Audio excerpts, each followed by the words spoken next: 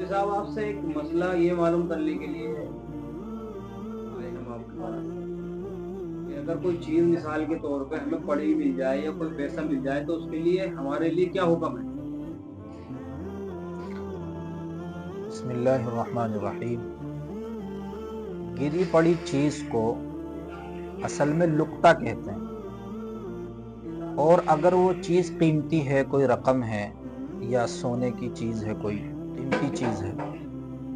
तो अब उसमें ये देखा जाएगा कि अगर उस चीज़ के मालिक को हम जानते हैं, पहचानते हैं कि ये फला शख्स की चीज़ है, तो फिर वो उठाकर उसके मालिक तक पहुंचाने की कोशिश करें। और अगर ये गालिब गुमान हो कि इसका मालिक नहीं मिलेगा, तो फिर अगर मालदार शख्स है उठाने वाला, तो फिर वो उसका ऐलान करे और पूरी कोशिश करे अपनी कि वो मालिक तक पहुंचाए। और अगर उठाने वाला फ़कीर है, फ़कीर से मुराद जो ज़कात का मुस्तहिक है, अगर उसको कोई चीज़ मिली है